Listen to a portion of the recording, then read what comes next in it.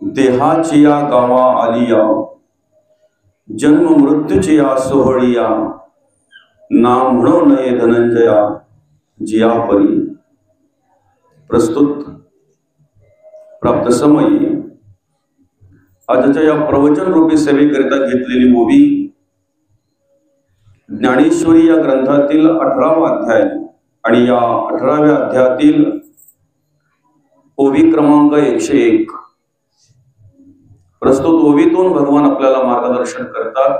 अर्थात अर्जुनाला म्हटल्यानंतर निमित्त मात्र अर्जुन, पण संपूर्ण विश्वाला मार्गदर्शन करत असताना, आम्हाला मार्गदर्शन करत असताना भगवंत म्हणतात, देहाची या गावा आलिया, जन्म मृत्यूची या सोहळिया, ना म्हणू नये धनंजया जिया परी.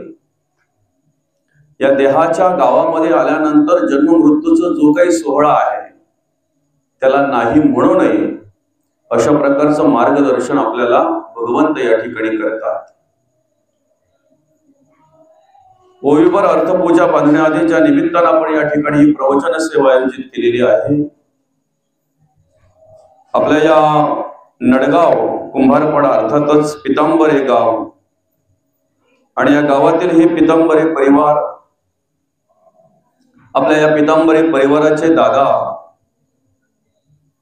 कैलासवासी महेश अर्थातच विशाल हरिभाऊ पितांबरे, दादांना 7 फेब्रुवारी 2025 रोजी देवाज्ञा झाली. त्यांचं दुःखद निधन झालं आणि त्यांच्या दशक्रियांच्या निमित्तानं आज आपण या ठिकाणी प्रवचन सेवा आयोजित केलेली आहे. दादांना जाऊन आज जवळजवळ 10 दिवस झाले आणि आपण या ठिकाणी अनेक प्रकारचं कार्यक्रमाचं आयोजन केलं. भगवंताचं नामचिंतन घडावं, ज्ञानदान घडावं, आम्हाला एक जाणीव व्हावी, मार्गदर्शन मिळावं या उद्देशाने अनेक प्रकारच्या कार्यक्रमांचं आयोजन या ठिकाणी केलं आणि त्यापैकीच एक दशक्रियांच्या दिवशी असलेली प्रवचन रूपी सेवा या ठिकाणी करण्याचं भाग्य लाभलं. खऱ्या अर्थानं दादांचं जाणं म्हटल्यानंतर एक स्वप्नवत होतं. अगदी अतिशय अल्प काळामध्ये, अल्पशा आजारामध्ये, आणि तसं जर पाहायला गेलं तर जायची वेळही नव्हती, जाण्याचं वयही नव्हतं बरं का. वय वर्षे 39 आणि 39व्या वर्षी विशाल दादाने अर्थात महेश दादाने तुमचा आमचा निरोप घेतला. या ठिकाणी खऱ्या अर्थाने हे पितांबरे परिवार आध्यात्मिक क्षेत्रामध्ये अतिशय चांगल्या प्रकारे या परिवाराचं कार्य आपल्याला पाहायला मिळतंय. सामाजिक क्षेत्रामध्ये अतिशय चांगल्या प्रकारे कार्य या परिवाराचं आपल्याला पाहायला मिळतंय. स्वतःसाठी जगता जगता इतरांसाठी कसं जगावं, आपण स्वतःसाठी सुखाची प्राप्ती करून घेता घेता ते सुख इतरांनाही देता येईल का, त्याचा अनुभव इतरांनाही घेता येईल का, या पद्धतीने जगणारे वागणारा हा पितांबरे परिवार. आणि ह्या पितांबरे परिवारावर दादाच्या जाण्याने एक मोठी दुःखाची अर्थात शोक कसा कळा पसरली. चालता बोलता माणूस ज्या वेळेला आपल्यातून निघून जातोय ना, त्यावेळेला एक वेगळ्या प्रकारचं दुःख माणसाला होत असतंय बरं का. आणि त्यातही घराची जबाबदारी ज्याच्यावर बरं का, 2 भावांना आधार असणारा हा आमचा महेश दादा, आमचा विशाल दादा. मुलांचा विचार केला तर अजून त्या पाखरांना पंखही फुटले नाहीत. अजून काय असतंय जग ते माहीतही नाही.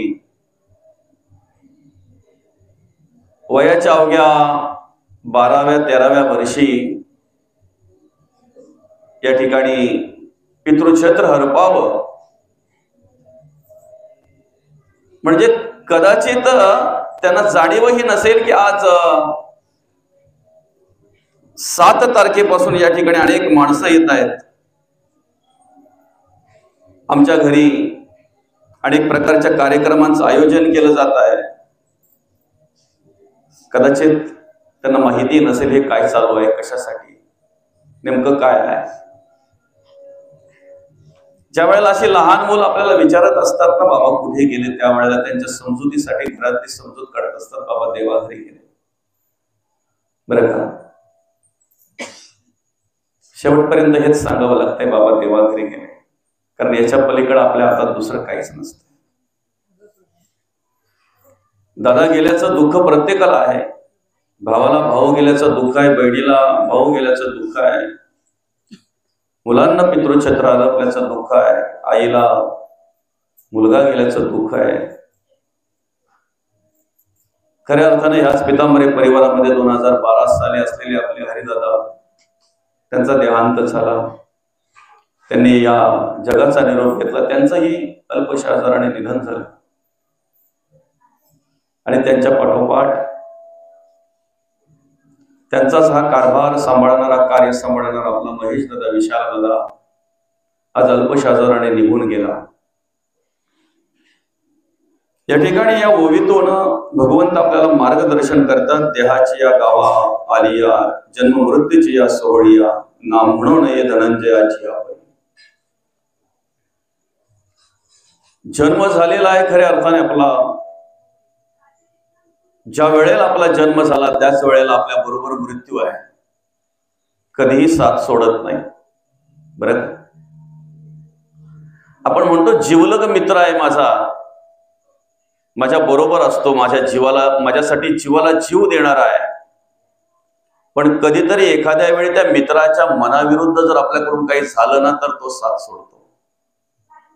बरं का, आपण म्हणतो माझे नातेवाईक आहेत, माझे सगळे सोयरे आहेत, माझे अपेष्ट आहेत, माझ्यासाठी खूप जीव काढतात, नेहमी विचारणा करतायत काय हवं काय नको, माझ्यासाठी ते काही करायला तयार होतात. पण सांगू का, त्यांच्या मनाविरुद्ध जर कधीतरी आपल्याकडून काही घडलं ना तर ते नातं सुद्धा दुभंगलं जात आहे. कुठेतरी त्या नात्यातला प्रेम सुद्धा कमी झाला जातो.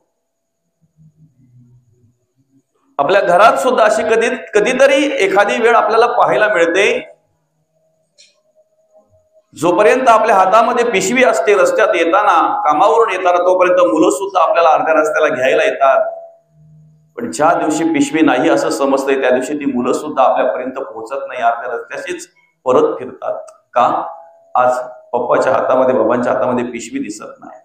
पिशवी नाही म्हणजे खाऊ नाही. अर्थात जे आपलेसे वाटतात की नाही ते सुद्धा काही कालांतराने, काही वेळाने तुमच्या आमची साथ सोडतात. पण मृत्यू नावाचा मित्र असा आहे की तो शेवटपर्यंत आपली साथ सोडत नाही. आपण कसंही वागा, कसंही जगा, त्याला कुठल्याही प्रकारे त्याचा द्वेष करा, मत्सर करा, तिरस्कार करा, तुम्हाला आवडो वा न आवडो तरी तो तुमचा साथ सोडत नाही. बरं का, मृत्यू तुम्हाला आवडो वा न आवडो तरी सुद्धा तुमचा साथ सोडत नाही तो.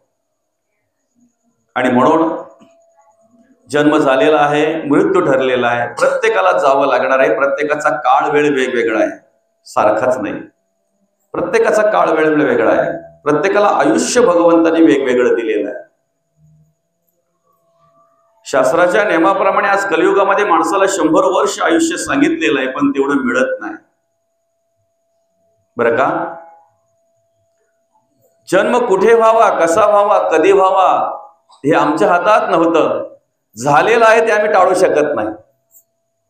जन्म झालेला आहे ते टाळू शकतो आपण. कुठे व्हावा, कसं व्हावा हे आमच्या हातात नव्हतं. आणि खरं तर आमच्या मनासारखं झालं पण नाही ना. कारण आज आम्हाला जाणीव झाल्यानंतर कळायला लागलं की अरे येताना ना आम्ही ओम बोलायला पाहिजेत होतं, भगवंताचं नामस्मरण करत यायला पाहिजेत होतं, पण तसं झालं ना. आम्ही रडत आलेलो आहोत. आम्ही रडत आलेलो आहोत. मनासारखं झालं का जन्म आपल्या? जन्माचा सोहळा आपल्या मनाप्रमाणे झाला का? नाही, इतरांच्या मनाप्रमाणे झाला. आपण आलो, रडायला लागलो, आम्ही रडलो, लोक हसायला लागले. आमच्या येण्याने त्यांना आनंद झाला, लोकांना आनंद झाला. घरातल्यांनी आमच्या जन्माचा सोहळा केला, नातेवाईकांनी आमच्या जन्माचा सोहळा केला, आमच्या अपतेष्टांनी आमच्या जन्माचा सोहळा केला, आमच्या कुटुंबाने आमच्या जन्माचा सोहळा केला. पण कसा केला ते आम्हालाही माहिती नाही. आमच्या मनाप्रमाणेच झाला असेल असं नाही. बरं का, नावं ठेवली ना लोकांनी आम्हाला.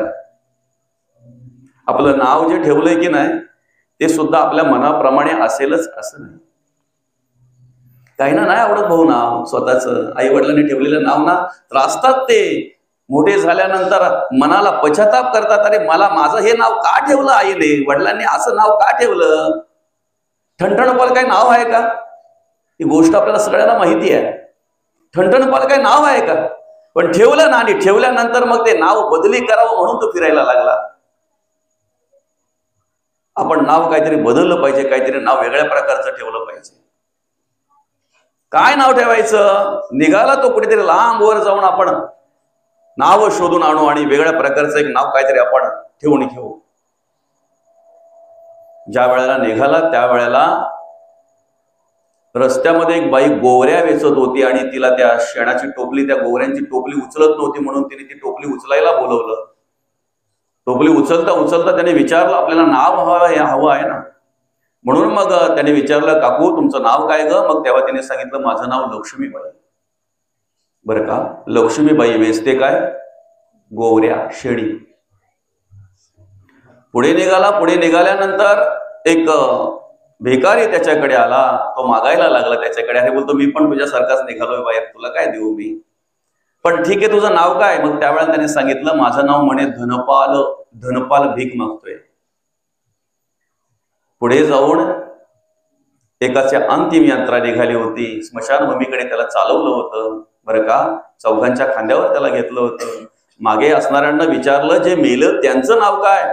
तेव्हा त्यांनी सांगितलं, त्यांचं नाव अमरसिंग. त्याच ठिकाणी त्याने परतीचा पाऊल घेतला आणि काय म्हणतोय, लक्ष्मी तो गोवरी सुने, भीक मागे धनपाल, अमरसिंग तो मर गए. बघा बिचारा ठणठणपाल. आपला आहे ते ठीक आहे, आपलं आहे ते ठीक आहे. अर्थात जन्माच्या वेळी जे प्राप्त झालेलं आहे ते स्वीकारल्याशिवाय पुढे गत्यंतर नाही. आम्हाला लाख वाटतंय ना, एखाद्याच्या घराजवळ 2-4 गाड्या उभ्या आहेत, मोठा करोड रुपयाचा बंगला आहे, अगदी भरपूर साधन संपत्ती त्याच्याकडे आहे. जाता जाता तिथून वाटतं या घरात माझा जन्म व्हायला पाहिजे होता. पण दादा, ते नुसतं मनात आणून फायदा नाही ना. ते झालंय ते स्वीकारलं पाहिजे, जे आहे ते स्वीकारलं पाहिजे. जन्माचा सोहळा आमच्या हातात नव्हता. जन्माचा सोहळा आमच्या मनाप्रमाणेच झाला असेल असं नाही. पण ऐका ना, जन्म आमच्या हातात नाही, मृत्यू आमच्या हातात नाही, मधलं आयुष्य मात्र आमच्या हातात आहे. किती असावं ते आमच्या हातात नाही. आयुष्य किती असावं ते आमच्या हातात नाही, पण कसं असावं ते मात्र निश्चित आमच्या हातात. कसं असावं ते आमच्या हातात आहे. आणि कसं असावं याचा विचार करून जर आम्ही आमच्या आयुष्याची वाटचाल केली तर ऐका, जन्माचा सोहळा आपल्या मनाप्रमाणे झाला नसेल कदाचित, पण मृत्यूचा सोहळा आपण म्हणू त्याचप्रमाणे झाल्याशिवाय राहणार नाही. मृत्यू सुद्धा एक प्रकारे सोहळा होतो. मधल्या आयुष्याचा विचार जर आम्ही केला तर, मधल्या आयुष्याचा विचार केला तर काय करायचंय आम्हाला? देहाची या गावा आली, या देहाच्या गावाला आम्ही आलेलो आहे. आम्हाला नरदेह प्राप्त झालेले खऱ्या अर्थाने 83,99,999 एवढी पार केल्यानंतर आम्हाला हा नरदेह मिळालेला आहे, हा मनुष्य देह आम्हाला मिळालेला आहे. का मिळालेला आहे? आम्ही कधीतरी विचार करतो का उभ्या कड्याचाच आम्हाला भगवंताने का निर्माण केला?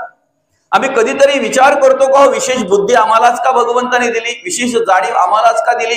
जगण्याचं वागण्याचं स्वतंत्र आम्हालाच का भगवंताने दिले? कधीतरी आम्ही विचार करतो का? याचा तरी कधीतरी आम्ही विचार करतोय का चारही वाचा आम्हालाच भगवंताने दिलेली आहेत? परा, पश्चंती, मध्यमानी, वैखरी, चारही वाचा आम्हाला दिलेल्या आहेत भगवंताने. कधीतरी याचा विचार करतो का आम्हाला हा नरदेह कशा प्रकारे भगवंताने दिलेला आहे आणि का दिलेला आहे? एखादा पाहुणा जर आमच्या घरी आला ना दादा, जर अनोळखी असेल तर पहिले आम्ही विचारतोय, पाहुणं कुठून आलात तुम्ही? विचारतोय की नाही? का तर त्याची ओळख आम्हाला पटली पाहिजे. गाव कोणतं तुमचं? कुठून आलात? उशीदूरहून. नाव काय तुमचं? मग नाव सांगितलं जातं, बाबा दिनेश तारमळे. कोणाचे तुम्ही? मग तेव्हा तो सांगतोय, तुमचे वडील आहेत ना, त्यांचा जो मित्र आहे ना, ते माझे वडील मित्र आहेत आणि त्यांचा मी मुलगा. माझ्या बाबांनी तुमच्याकडे यायला सांगितले, असं असं काम आहे तुमच्या वडिलांशी. आलासी कोठोणी जासी कवण्या रे ठाय. बोधले महाराज विचारतायत, बोधले महाराज आपल्याला उपदेश करतायत, सांगतायत, आम्ही नरदेहामध्ये आलेलो आहोत. कमीत कमी एवढा तरी विचार केला पाहिजे, आम्ही कुठून आलेलो आहेत. जासी कवड्या रे ठाया, कशासाठी आलेलो आहेत, कुठे जायचंय आम्हाला, काय करायचंय आम्हाला? जे आम्ही आमचं समजतोय ते आमचं आहे का याचा विचार आम्ही कधी केला पाहिजे? अंतरात्मा साक्षीला असताना केला पाहिजे, तो जीव असताना केला पाहिजे, तो भगवंत असताना, तो शिव आमची सेवा करत असताना आम्ही विचार केला पाहिजे, आम्ही कुठून आलेलो आहोत, आम्हाला काय करायचं आहे? घरदार नोहे तुझी अवघी लटकीच माया, सावध होई बापा काळ लागला मापा, प्रपंच गुंतू नको पाय उडत असे पाव. आम्ही काय केलंय त्याचं उदाहरण देत असताना गोदले महाराज म्हणतात, त्रिकुट कोसल्याने घर सायास केले, दोन्ही द्वार लिंपोनया आत गुंतो गुंतो मेले. मोठ मोठे साधू संत तेने सायास केले, प्रपंच राहून या मन नाही गोविले. वेदशास्त्र पुराणे हाका मारिती लोका, गाफील निजताना काळ देईल धोका. म्हणून बोधला म्हणे तुम्ही हरिनाम जपा, लक्ष 84च्या तेणे चुकतील खेपा.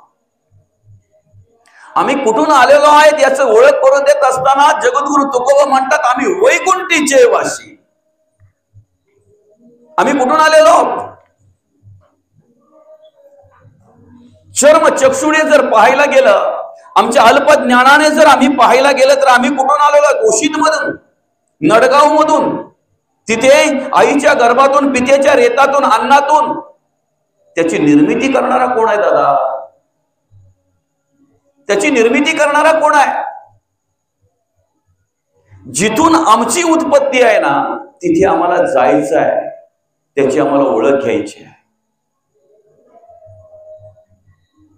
साधं उदाहरण आहे, आकाशातून पडणारं पाणी जे त्याची प्रक्रिया जर पाहायला गेलं तर असं म्हणतात, सूर्याची किरण ज्या वेळेला सागरामध्ये पडतात ना, त्यावेळेला त्या पाण्याची वाफ तयार होते आणि वाफ ती आकाशामध्ये ज्या वेळेला जाते त्यावेळेला ढगांमध्ये तिचं रूपांतर होत आहे आणि काही काळांतराने तेच ढग ज्या वेळेला खाली पावसाच्या रूपाने येतात ना, तेव्हा पाणी आम्हाला पाहायला मिळतंय. पडणारं पाणी जे आहे ना, त्याला माहिती आहे माझं मूळ कुठे आहे, माझी मूळ उत्पत्ती कुठून आहे, माझी निर्मिती कुठून आहे, मी कुठून निर्माण झालेलो आहे. ते पाणी कुठेही पडू द्या ना, तुमच्या घरावर पडू द्या, तुमच्या बांधावर पडू द्या, तुमच्या शेतात पडू द्या, माळ रानावर पडू द्या, कुठेही पडू द्या, घरावरचं पाणी नितुलीच्या रूपाने खाली येतंय, ओळीच्या रूपाने ओळाला जाऊन मिळतंय, ओळाचं पाणी नदीला जाऊन मिळतंय. नदी सुद्धा तेव्हाच गप्प राहते, तेव्हाच स्थिर होते जेव्हा ती सागराला जाऊन मिळते. जोपर्यंत ती सागराला मिळत नाही ना, तोपर्यंत तिचा प्रवास सुरू असतो, तोपर्यंत तिचा प्रवास सुरू असतो. आम्हाला सुद्धा आमच्या आयुष्याचा प्रवास करायचा आहे ना, कुठपर्यंत? जोपर्यंत आमचं मूळ, आमची उत्पत्ती जिथून आहे त्या तत्वाला आम्ही जोपर्यंत प्राप्त होत नाही, त्या मधभूताला जोपर्यंत आम्ही प्राप्त होत नाही, तोपर्यंत आमचा प्रवास आम्हाला करायचा आहे. पण एकदा काय त्या ठिकाणी गेलो, एकदा काय त्या मधभूताला प्राप्त झालो, एकदा काय त्या तत्वाला, महत्त्वाला प्राप्त झालो, की मग आमचं वेगळं स्वरूप त्या ठिकाणी उरत नाही. सांगा ना, अनेक नद्या जाऊन त्या सागराला मिळतात, पण एकदा काय सागराला मिळालेली नदी आपण वेगळी करू शकतो का? तिचं पाणी आपण ओळखू शकतो का? एक रूप होऊन जात येते, एक तारी संगे एक रूप झालो. जेव्हा आम्ही त्या विठ्ठलाच्या भजनामध्ये नाहू ना, नामचिंतनामध्ये नाहू ना, त्यावेळेला वेगळं रूप आमचं उरणार नाही अर्थात. आणि ज्या वेळेला वेगळं रूप उरणार नाही अशी स्थिती प्राप्त होईल ना, समजाचा ह्या नरदेवामध्ये आल्यासारखं साध्य झालं, साध्य केलं जे कार्य करायचं ते. कुठून आलेलो आहोत आम्ही? आम्हाला काय करायचं आहे? आमच्या देहाचं सार्थक होईल कधी? देहाची या गावा आली या देहाचं सार्थक होईल कधी? एक साधं उदाहरण आहे. आम्ही धावपळ करतोय, जेव्हापासून आम्ही करते कमवते होतोय तोपर्यंत आमची धावपळ चालू होते, तोपर्यंत आम्ही मेहनत करत असतो, कबाड कष्ट करत असतो, जरा सुद्धा कुठे थांबत नाही आम्ही, बरं का? कशासाठी? संपत्ती मिळावी म्हणून, पैसा अडका मिळावा म्हणून. मिळालंच पाहिजे ना, केलंच पाहिजे ना. क्षुधा, तृषा, आलस्य, निद्रा आणि मैथून आम्हालाही ते भाग दिलेत आणि तेच भाग प्राण्या पक्ष्यांनाही आहेत, बरं का? अन्न वस्त्र आणि निवारा आमच्या गरजा पूर्ण करायच्या जर आहेत, त्या गरजा जर पूर्ण झाल्या पाहिजेत तर 4 पैसे आम्ही कमवले पाहिजेत ना. पण आम्ही जर तेवढाच विचार करत असो की आम्हाला नरदेह, आम्हाला हा मनुष्य देह तेवढ्यासाठीच दिलेला आहे, तर ऐका ना, ज्याच्याकडे काहीच नाहीये ना तोही आत्महत्या करतोय, आणि ज्याच्याकडे गजगंड म्हणजे भरपूर आहे, गडगंज आहे, तोही आत्महत्या करतोय. इकडेही समाधान नाही आणि तिकडेही समाधान नाही. ज्याच्याकडे 1-2 एकर आहे ना त्यालाही वाटतंय की 7-8 एकर असते ते बरं झालं असतं. बरं का, परवा मला एकाचा फोन आला, म्हणे महाराज तुमच्या तेवढ्या एरियामध्ये जर कुठेतरी 10-12 एकरचा काय ग्रुप का काय म्हणतात ते गट कुठे असेल तर बघा. म्हटलं मला तर काही माहिती नाही दादा, पण तुला 1-2 नंबर देतो त्या क्षेत्रात असलेल्या माणसांचे, नाही का, ओळखीचा माणूस होता म्हणून तेवढी तरी मदत करावी म्हटलं. पण त्याने काय सांगितलं माहितीये का, माणूस खूप मोठा आहे, खूप मोठ्या माणसाला पाहिजे. आता मोठा माणूस म्हणजे पहिलं त्याने सांगितलं अमक्या ठिकाणी साधारणतः त्याची 100 ते 125 एकर जागा आहे. आपला विषय काय बघा, इकडे 2-3 एकर ज्याला आहे त्यालाही वाटतंय की अजून 7-8 एकर जर असते तर बरं झालं असतं. तिकडे 125 एकर आहे तरी तो बोलतोय 10-12 एकरचा गट कुठे असेल तर बघा. सांगा ना, हाही अतृप्त आहे आणि तोही अतृप्त आहे, हाही असमाधानी आहे आणि तोही असमाधानी आहे. मग आम्ही नक्की हेच जर गोळा करण्यासाठी आमचं शरीर जर झिजवत असू, शरीर जर कारणे लावत असू, तर ह्या गोष्टींतून आमच्या देहाचं सार्थ होईल का बरं? एवढाच विचार जर आम्ही केला, ऐका ना, एक 40-50 वर्ष जो संसार करतो ना त्याचाही संसार पूर्ण होत नाही. आणि आपण अशी काही माणसं पाहतोय. आता मागे माझं प्रवचन एका ठिकाणी होतं, असं म्हणतात ते आजोबा उत्तरकार्यांच्या निमित्तानं होतं, 105व्या वर्षी त्यांनी जगाचा निरोप घेतला. किती? 105.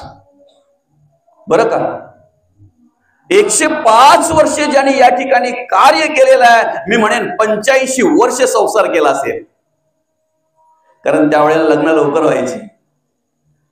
इकडे 30-40 वर्ष संसार करूनही त्याचं पूर्ण झालं नाही, आणि तिकडे 85 वर्ष ज्यांनी संसार केला त्या आजोबांना जाऊन विचारा संसार पूर्ण झाला का म्हणून, काही समाधान प्राप्त झालं का, काही देहाचं सार्थक झालं का?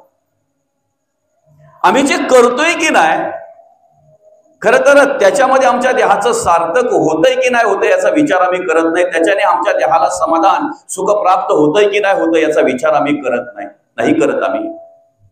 बरं का, इकडे माऊली म्हणतात अवघाची संसार सुखाचा करीन, आनंदे भरीन तिन्ही लोक. म्हणजे संसारात सुख आहे ना, संसारात सुख आहे की नाही? जगद्गुरु तुकोबांनी संसार केला नाही का? जगद्गुरु तुकोबांनी संसार केला ना, नामदेव महाराजांनी संसार केला ना, नाथ महाराजांनी संसार केला ना.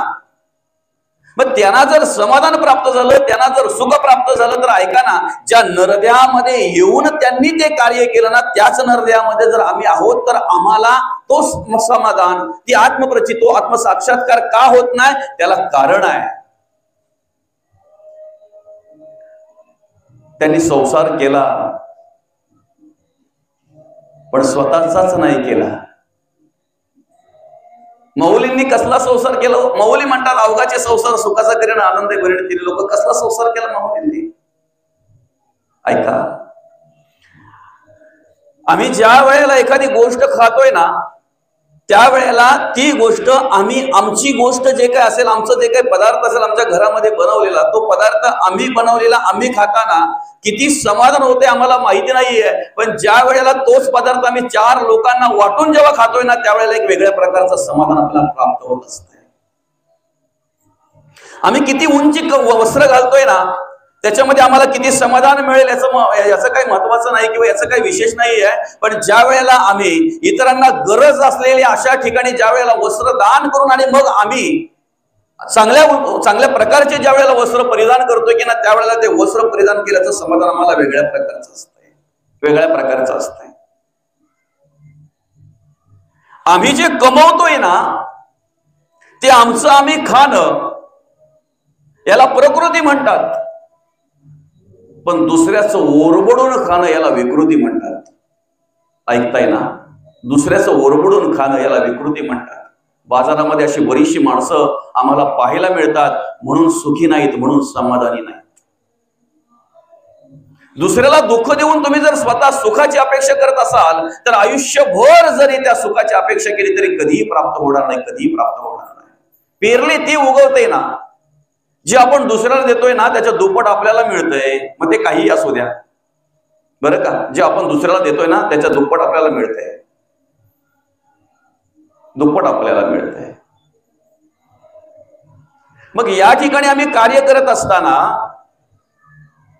एखाद्याला जर त्रास दिला, दुसऱ्याचं ओरबडून जर खाल्लं तर आम्हाला कसं कसं सुख मिळेल सांगा ना. आमचं आम्ही कमवून आम्ही खाणं याला प्रकृती म्हणतात, दुसऱ्याचं ओरबडून खाणं याला विकृती म्हणतात. पण आमच्याकडे जे असतंय त्याला वाटून खाणं याला भारतीय संस्कृती म्हणतात, याला खऱ्या अर्थाने हिंदुस्थानची संस्कृती म्हणतात. समाधान जर आम्हाला प्राप्त करून घ्यायचंय तर साधं उदाहरण आहे, साधं. तुमच्याच गावातलं उदाहरण तुम्हाला सांगतोय ना. नडगाव कुंभारपाडा अर्थात या पितांबरे गावामध्ये वर्षभरामध्ये अनेक कार्यक्रम होतात. त्याच्यामध्ये हळदी असतील, त्याला असतील, लग्न असतील, बारशे असतील, वाढदिवस असतील, अनेक कार्यक्रम होतात. पण मला वाटत नाही की कोणत्याही कार्यक्रमाची चर्चा पंचकृषीमध्ये नाही तर 5 तालुक्यांमध्ये झाली असेल. पण परवा झालेला या कुंभारपाडामध्ये या पितांबरे गावामध्ये संपन्न झालेला सप्ताह पुढच्या सप्त्यापर्यंत प्रत्येक ठिकाणी त्याची चर्चा, त्या ठिकाणी प्रत्येक ठिकाणी त्याचा स्तुती स्तवन केल्याशिवाय राहणार नाही, कुणी त्याची गोष्ट काढल्याशिवाय राहणार नाही. तुम्ही तुमच्या स्वतःसाठी किती करताय नाही, स्वतःसाठी तुम्ही किती जगताय नाही, तुमच्यासाठी समाधानकारक नाही. तुम्हाला समाधान मिळेल, सुख मिळेलच असं नाही. पण स्वतःसाठी जगता जगता स्वतःसाठी स्वतः सुखी होता होता इतरांच्या सुखाचा जर विचार करत असाल ना तर नक्कीच ते तुम्हाला समाधान देऊन जाणार आहे, ते तुम्हाला सुख देऊन जाणार आहे. नेमकं संतांनी केलं काय? जगद्गुरु तुकोबांनी काय केलं? पहिल्या वेळेला जेव्हा दुष्काळ पडला त्यावेळेला कोठार खुली केली ना. ज्याला जे पाहिजे त्याने ते न्यावं, जे पाहिजे ते सगळ्या प्रकारचं जेवढी संपत्ती लाखो रुपयाची संपत्ती होती सगळी वाटून दिली. का? आज जगाला गरज आहे, आज समाजाला गरज आहे त्याची. पण तेवढं लुटता लुटता, तेवढं घेता घेता जगद्गुरु तुकोबा जे म्हणतात देव घ्या कोणी, देव घ्या कोणी, ही संपत्ती पण जर लुटली असती ना त्यांच्याकडून, ही संपत्ती पण जर घेतली असती ना तर अनेकांचं भलं झालं असतं, अनेकांचा उद्धार झाला असता, अनेकांचा उद्धार झाला असता. ज्या नरद्यामध्ये आम्ही आलेलो त्याच नरद्यामध्ये जर संत येऊन संतांनी जर त्या देहाचं सार्थक केलं तर आम्ही का करू शकत नाही? त्याला कारण हेच आहे, आम्ही फक्त स्वतःसाठी जगतोय, आम्ही फक्त स्वतःसाठी जगतोय. संतांचं मात्र तसं नाहीये. संतांचं येणं कसं आहे? जगाच्या कल्याणात संतांच्या विभूती. आमचा जन्म वासनेने आहे. नाथ महाराज म्हणतात जन्म घेणे लागे वासनेच्या संगे. आमचा जन्म कशाने आहे? वासनेने आहे. आणि वासनेने जर जन्म असेल, अज्ञानामध्ये जर गुरफटला, अंधश्रद्धेमध्ये जर गुरफटला, भ्रमामध्ये जर राहिला तर त्याचा अंत सुद्धा कसा होईल बरं? वासनेनेच होईल ना. वासनेने जन्म झालेला जर वासनेने अंत होत असेल तर मग शेवटी पुनरपि जननम पुनरपि मरणम पुनरपि जननी जठरे शयनम अशी अवस्था त्या ठिकाणी प्राप्त होते. बरं का? याच नरद्यामध्ये येऊन जर संतांनी सार्थक केलं त्याला कारण काय? ऐका ना, आमचा जन्म म्हटल्यानंतर अनिच्छा म्हटलेले 3 प्रकारचे, 3 प्रकार मांडलेले जन्माचे. या सृष्टीवर कार्याला येण्याचे 3 प्रकार मांडलेले आहेत. एक अनिच्छा आहे, एक स्वइच्छा आहे आणि एक परिच्छा आहे.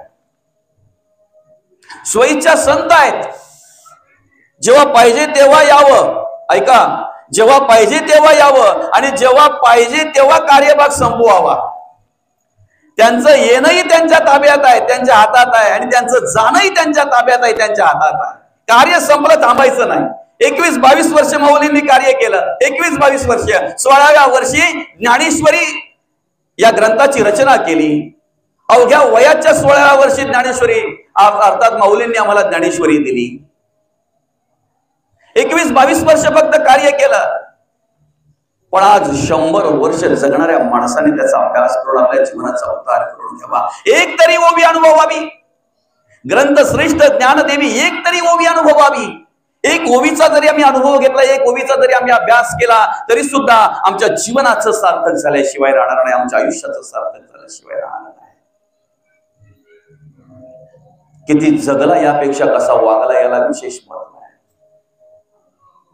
संतांचं येणं कसं आहे? स्वइच्छा. जाणं कसं आहे? स्वइच्छा. जगद्गुरु तुकोबा सदैव वैकुंठाला. नाथ महाराजांचं चरित्र वाचा, बरं का?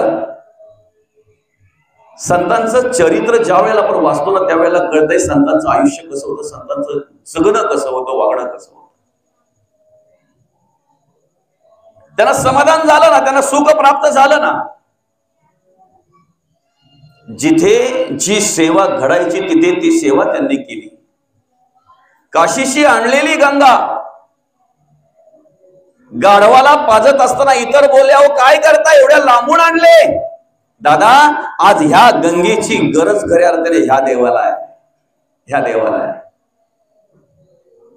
जब प्यासे को पानी पिलाते नहीं, बाद अमृत पिलाने से क्या पाएगा. तहानलेल्याला जर तुम्हाला पाणी देता येत नसेल तर आम्ही कुठला रे परमार्थ करतोय, कुठली भक्ती करतोय आम्ही.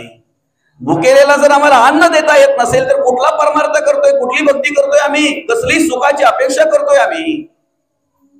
संतांचं येणं स्वइच्छा आहे, देवाचं येणं परिइच्छा आहे. भक्ताने हाक मारावा आणि देवाला यावं लागावं. यदा यदा हि धर्मस्य ग्लानिर्भवति भारताभ्युत्थान धर्मस्य तदात्मनं सृजाम्यहं परित्राणाय साधूनां विनाशाय च दुष्कृता धर्म संस्थापनार्थाय संभवामि युगे युगे. तये द्रौपदी कारण लगे त्वरित धावतो सर्व मरण सांडोने मागे. महाभक्त प्रल्हाद हा कष्ट विला म्हणून तया कारणे सीम झाला. अरे भक्तांसाठी काय, गजेंद्र महासंकटी वाट पाये तया कारणे श्रीहरी धावत आहे. हत्तीसाठी धावावं लागलं त्या देवाला. अर्थात भक्ताने हाक मारावी आणि देवाने यावं. कशासाठी? धर्म रक्षावय अवतार घेसे आपुल्या पालिसी भक्तजना अंबऋषीसाठी जन्मसोशी येले दुष्ट निंदिलेले किती एक. अर्थात भक्ताने हाक मारावी, देवाला यावं लागतंय. परिइच्छा आहे, संत स्वइच्छा आहे, देव परिइच्छा आहे, आम्ही अनिच्छा आहे. अनिच्छा वासने संगे जन्म घेणे लागे, जन्म घेणे लागे वासनेच्या संगे. येणं आमचं कसं आहे बघा ना. आणि त्यातही जर समजा आम्हाला मार्गदर्शन मिळालं नाही, संग जर झाला नाही, त्यात जर आम्हाला आत्मबोध जर झाला नाही, आत्मज्ञानाची प्राप्ती जर झाली नाही, तर जसं आलोय तसं जातोय. वासने संगे आलेला आहे आणि वासने संगे गेला जातोय. त्या ठिकाणी वासने संगे अर्थातच अंत होतोय. शेवटी मग त्याची अवस्था काय, पुन्हा 84 लक्ष जीवयोनीमध्ये त्याला भटकावं लागतंय. अर्थात उपजेते नासे, नासे ते पुनरपी दिसे, हे घटिका यंत्र तैसे परिणमे का माऊली म्हणतात. घटिका यंत्र तैसे परिणमे का. आम्हाला नेमकं काय करायचं आहे म्हणजेच आमच्या जीवनाचं सार्थक होईल. देहाची या गावा आली या आलोय, मग आता आम्हाला काय करायचं आहे.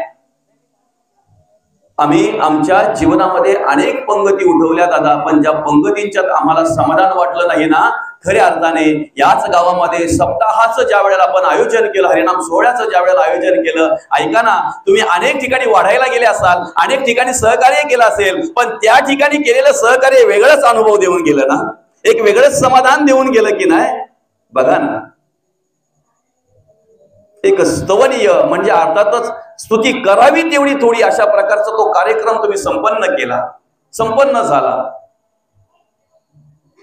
आपल्या आयुष्यामध्ये की नाही, आपल्या संसारासाठी आपण किती करतोय, आपल्या प्रपंचासाठी आपण किती करतोय, यापेक्षा देवासाठी, देशासाठी आणि धर्मासाठी आपण किती करतोय ना, हे महत्वाचं असतंय. हे महत्वाचं असतंय. फार फार अगदी चांगल्या प्रकारची शिस्त त्या ठिकाणी पाहायला मिळाली. कित्येक गावांमध्ये आम्ही जातोय ना, ज्या वेळेला काळा झाला किंवा ज्या वेळेला ती पंगत पडायची असेल, त्या वेळेला गावातली माणसं पहिली बसून घेतात पंगतीमध्ये. मी स्वतः या ठिकाणी अनुभवलं. मला तरी वाटतंय तिसरी की चौथी पंगत होती, म्हणजे 3 ते 4 पंगती होऊन गेल्या होत्या, बरं का. आणि आपल्या गावातल्या सगळ्या बायांचा घोळका एकत्र होता. त्याच्यात एक कोणतरी महिला पाहुणी होती, ती म्हणते चला बसून घेऊ आपण. तेवढ्यात त्या बायांच्या मुखातून काय ऐकायला मिळालं माहितीये, जोपर्यंत पाहुणी जेवत नाही तोपर्यंत आम्ही बसणार नाही. ही शिस्त म्हणतात, हा नियम म्हणतात, बरं का. हा याला शिस्त म्हणतात, याला नियम म्हणतात. परमार्थ म्हणजे कसं, आरवणं मिरवणं म्हणजे परमार्थ नाही. भक्ती म्हणजे काय फक्त असं अगदी वेगळ्या प्रकारचं आव आणणं, खूपच ज्ञान पाजळणं, खूपच ज्ञान सांगणं म्हणजे भक्ती नाही आहे. जो स्वतःसाठी जगता जगता इतरांसाठी जगतोय ना, तो भक्त देवाला आवडतोय. ऐका ना, स्वतःच्या पोटाचा विचार करता करता, स्वतःच्या पोटाची खळगी भरता भरता अनेकांच्या पोटाचा जो विचार करतोय ना, तो भक्त देवाला आवडतोय. स्वतः समाधानी होता होता स्वतःच समाधान त्या ठिकाणी पाहता पाहता अनेकांच्या समाधानाचा विचार जो करतोय ना, तो भक्त देवाला आवडतोय. खऱ्या अर्थाने बाह्य अंगाने कसं आहे हे महत्वाचं नाहीये. जो अंतरंगाने स्वच्छ आहे, जो मनाने स्वच्छ आहे ना, तो भक्त देवाला आवडतोय. आणि म्हणून देवाला आवडणाऱ्या भक्तांची यादी 12व्या अध्यायामध्ये ज्या वेळेला दिलेली आहे की ना, ह्या गीतेच्या 12व्या अध्यायामध्ये, त्या वेळेला भगवंत म्हणतात, संतुष्ट सततम योगी यतात मातृचहा मयोर्पित मनोबुद्धिर्यो मद भक्त समे प्रिय. काय म्हणतात भगवंत? जो सदा संतुष्ट आहे ना, म्हणजे मान अपमानाला भुकेलेला नाही, मानपानाला भुकेलेला नाही. त्याला शाल द्या नाही तर नका देऊ, त्याला नारळ द्या नाही तर नका देऊ, बरं का, त्याला माईक द्या नाही तर नका देऊ, त्याला पुढे बोलवा नाही तर नका बोलवू. त्याच्या वाट्याला जे काम आलंय ना, ते काम नम्रतेने निमूटपणे करणार. आपली सेवा त्या ठिकाणी घडते हे महत्वाचं आहे. आपल्याला सेवा करण्याचा योग त्या ठिकाणी आलेला आहे हे महत्वाचं आहे. सेवा म्हणून जो कार्य करतोय आणि ज्याने मन आणि बुद्धी देवाच्या चरणी अर्पण केलेली आहे ना, असे भक्त देवाला आवडतात, असे भक्त देवाला आवडतात. खऱ्या अर्थाने ती भक्ती आमच्याकडून घडली पाहिजे. आणि म्हणून जन्म झालेला आहे, मृत्यू आमच्या हातात नाही आहे. कधी यावा, कुठे यावा, कसा यावा, तो आमच्या हातात नाही आहे. पण आयुष्य मात्र आमच्या हातात आहे. किती असावं ते आमच्या हातात नाही आहे, पण कसं असावं ते मात्र निश्चित आमच्या हातात आहे. मग ऐका ना, जो जन्म आमचा झाल्यानंतर आम्हाला गर्भवास नकोसा वाटतो. शास्त्रामध्ये जर तुम्ही वाचलात ना, गर्भवासाची जी काही सगळं काही मांडलेलं आहे पुराणामध्ये, यातना, गर्भवासाच्या यातना मांडलेल्या आहेत. ज्या वेळेला मनुष्य त्या वाचतोय ना, त्यावेळेला माणूस काय बोलतो माहितीये का? नको, पुनरपी नये या संसारा, पुन्हा जन्माला येणार नाही. नको बोलतोय तो, नको बोलतोय. गर्भवास नकोसा वाटतोय त्याला. त्या यातना जर आम्ही बघितल्या तर मलमूत्र आणि ओक ज्या ठिकाणी आहे त्या ठिकाणी बाळाची निर्मिती आहे, बरं का. ती निर्मिती होत असताना कशा प्रकारे त्या ठिकाणी सगळं, आणि नुसत्या 10 बाय 10च्या खोलीमध्ये जर एखाद्याला आपण बंदिस्त ठेवलं तर किती वेळ राहील तो, किती वेळ राहील? 1 दिवस, 2 दिवस, 3 दिवस, 4 दिवस, 5व्या दिवशी कंटाळेल तो. 9 महिने 9 दिवस एवढ्याशा जागेमध्ये तो राहतोय. मलमूत्र ओक सगळं काही त्या ठिकाणी आहे. बरं, आईने काहीही खावं आणि त्या बाळाला त्रास व्हावा, अशा प्रकारे सगळं ते मांडलेलं आहे शास्त्रामध्ये, पुराणामध्ये, बरं का. गर्भवासाची जे काही ज्या काही यातना आहेत ना, त्या सगळ्या मांडलेल्या आहेत. 9ही द्वार बुजल्यानंतरची त्याची जी अवस्था असते ना, ती अवस्था त्या ठिकाणी सांगितलेली आहे. तळमळतोय तो, तडफडतोय तो, बाहेर येण्यासाठी देवाला प्रार्थना करतोय तो, देवा मला इथून सोडव. आणि ज्या वेळेला तो देवाला प्रार्थना करतोय ना, देवा मला तू इथून सोडव, एकदा काय मला सोडवलं ना, की त्याच वेळेला देवाला काय बोलतोय माहितीये? पुन्हा मी इथे येणार नाही देवा, पुन्हा मी इथे येणार नाही. ऐकताय ना? ज्या गर्भवासाची प्रक्रिया आम्ही बघितल्यानंतर, त्या यातना आम्ही ऐकल्यानंतर, वाचल्यानंतर आमच्या मनामध्ये असं वाटतंय की गर्भवास नको, पुन्हा नाही यायचं मला इथे. पण त्याच ठिकाणी जर आम्ही जगद्गुरु तुकोबांचा विचार केला तर जगद्गुरु तुकोबा स्वतः पांडुरंग परमात्म्याच्या चरणी प्रार्थना करतायत. तुका म्हणे गर्भवासी सुखे घालावे आम्हासी. विचारा ना जगद्गुरु तुकोबांना, विचारा. तुकोबा, ज्या गर्भाची वासना, ज्या गर्भाच्या यातना आम्ही ज्या वेळेला वाचतोय, ऐकतोय, त्यावेळेला आम्हाला गर्भवास नकोसा वाटतोय. आणि तुम्ही तर पांडुरंग परमात्म्याकडे प्रार्थना करताय, तुका म्हणे गर्भवासी सुखे घालावे आम्हासी. का बरं? त्या वेळेला जगद्गुरु तुकोबा उत्तर देतात. काय म्हणताय जगद्गुरु तुकोबा? दादा रे, या नरदेहामध्ये आल्यानंतर जर मला पांडुरंग परमात्म्याची भेट होत असेल, या नरदेहामध्ये आल्यानंतर जर माझ्याकडून परमार्थ करत असेल, भक्ती करत असेल, समाजाचं कार्य जर घडत असेल, देवाचं, देशाचं आणि धर्माचं कार्य जर घडत असेल, तर 1000 वेळा या नरदेहामध्ये येण्यासाठी नवे तर या गर्भवासाच्या यातना आम्ही 1000 वेळा भोगायला तयार आहोत. फक्त ज्या कार्यासाठी आम्हाला हा नरदेह दिलेला आहे, ज्या कार्यानिमित्त आम्हाला ह्या मनुष्य देहामध्ये भगवंताने आणलेलं आहे, ते कार्य आमच्याकडून घडायला हवं, ते काम आमच्याकडून घडायला हवं. आणि ते कार्य ते काम जर आमच्याकडून घडत असेल तर अनेक वेळा या ठिकाणी आम्ही काय जन्माला यायला तयार आहोत. अनेक वेळा या ठिकाणी आम्ही परत परत परत परत त्या गर्भवासाचं दुःख आम्ही सहन करायला तयार आहोत.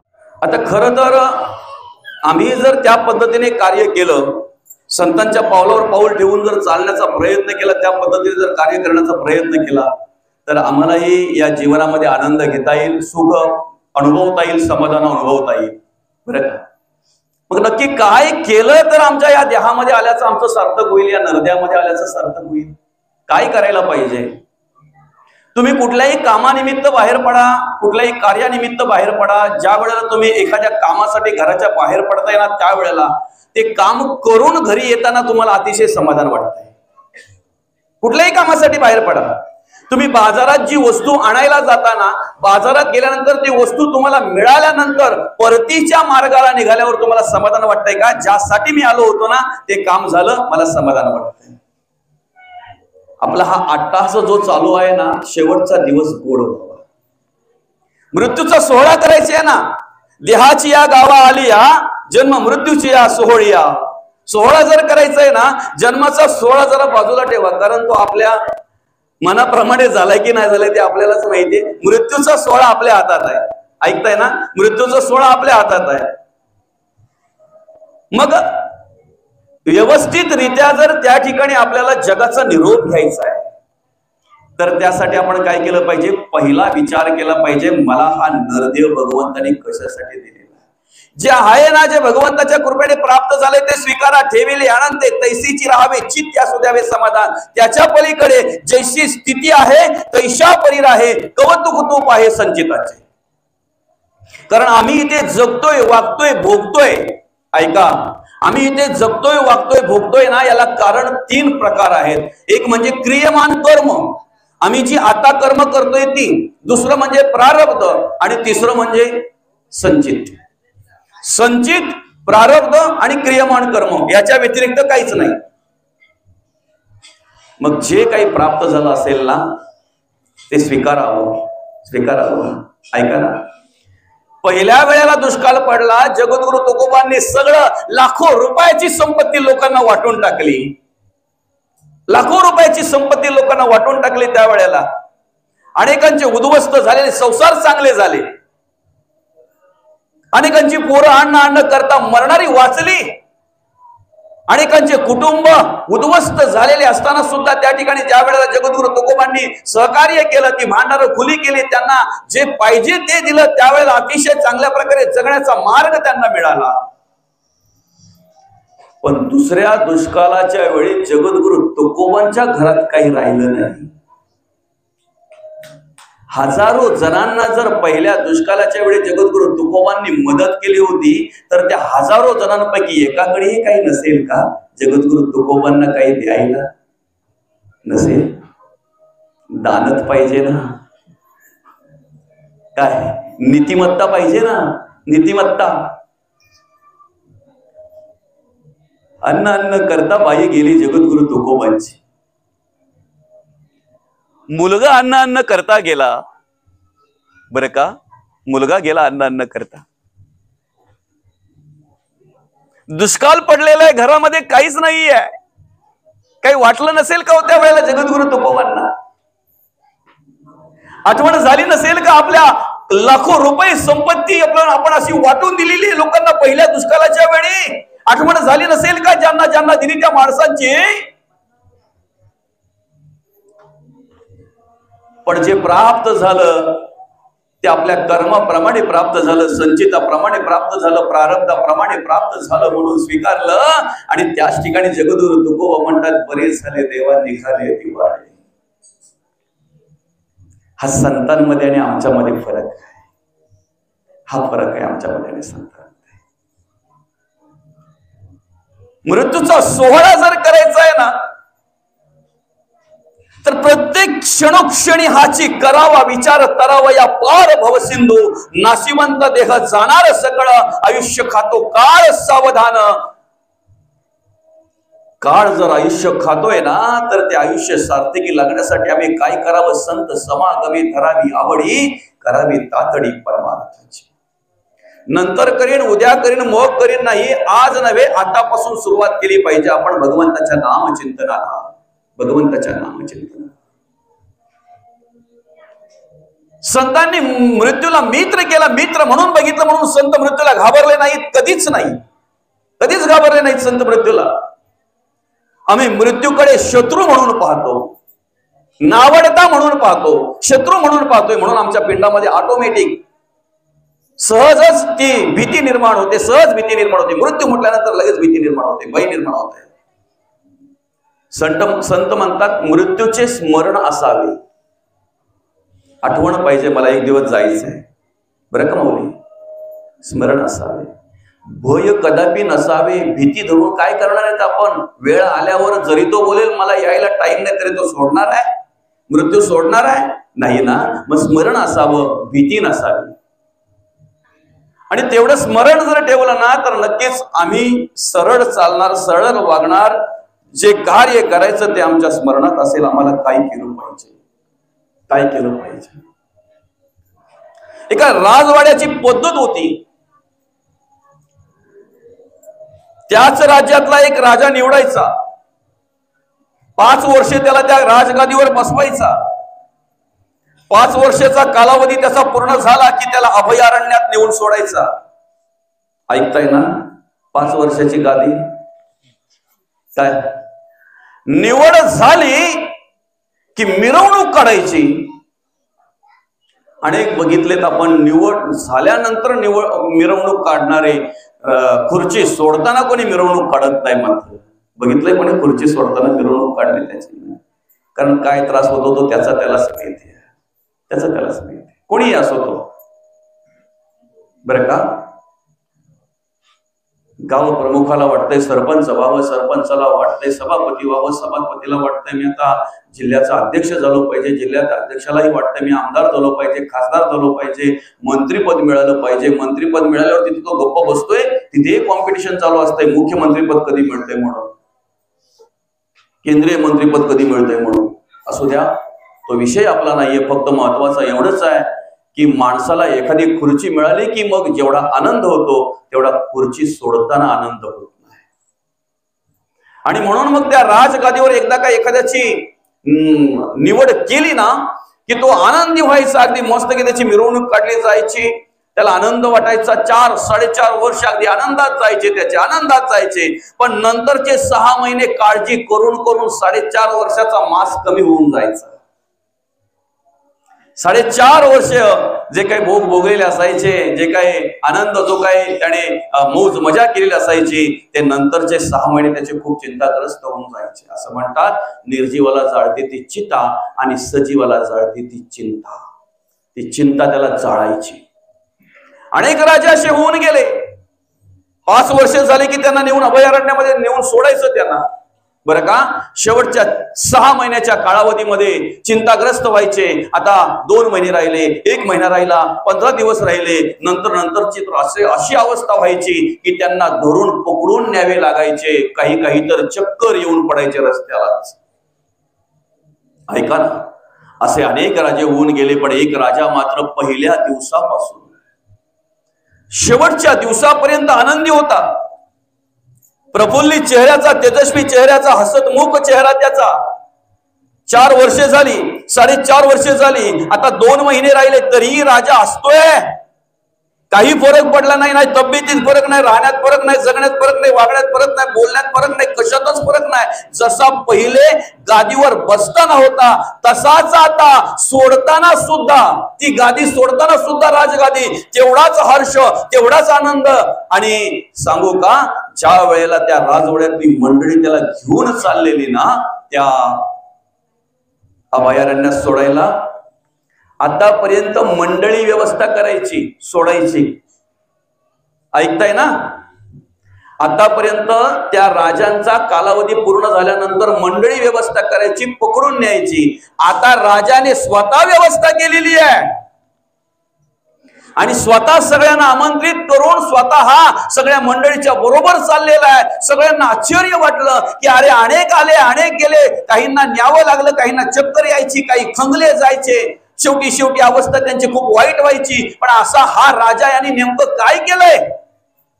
जाताना एवढा प्रफुल्लित आहे, तेजस्वी आहे, हसतमुख निघालेले आहे त्या अभयारण्याकडे. नाहीच राहवत म्हणून त्या लोकांनी, त्या प्रजेने विचारलं, म्हणे महाराज अहो अनेकांना आम्ही पोचवले. त्यांची भाषा तशीच असते ना. या गादीवर 5 वर्षे बसून आम्ही अनेकांना पोचवले.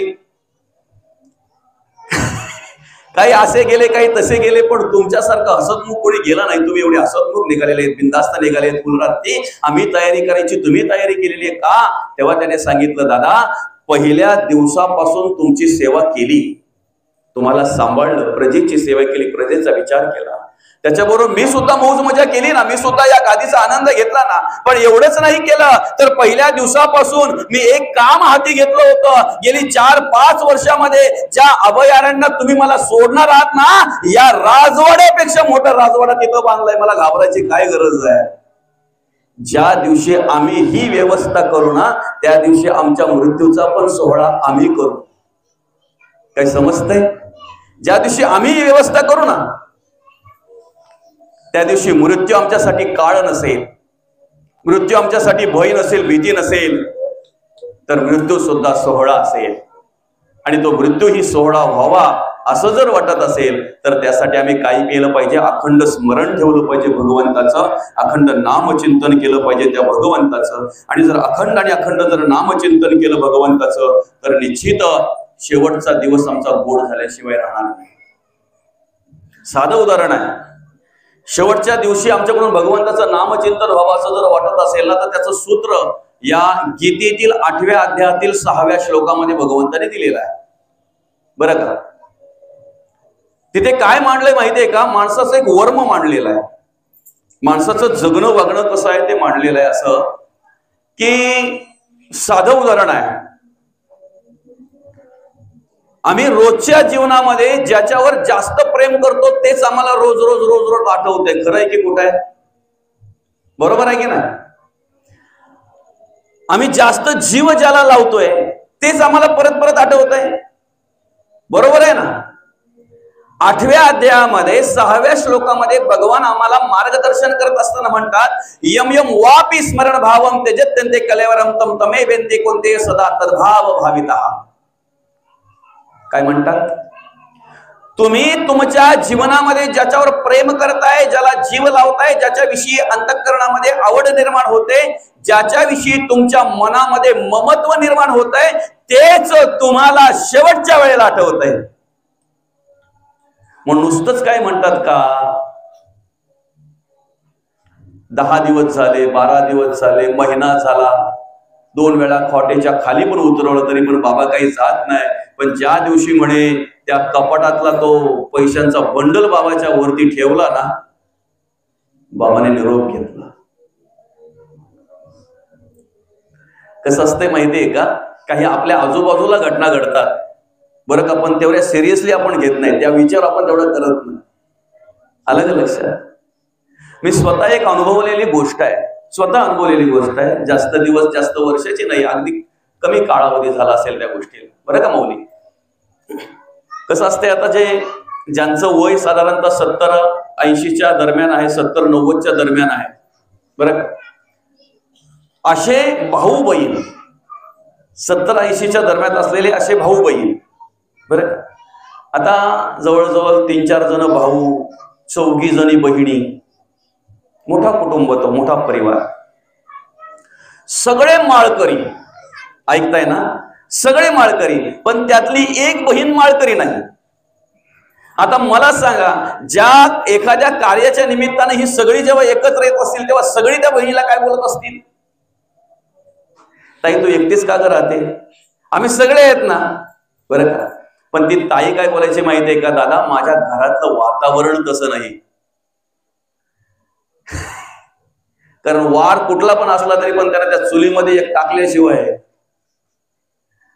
बरं का. काय म्हणते ती ताई? माझ्या घरातलं वातावरण तसं नाही.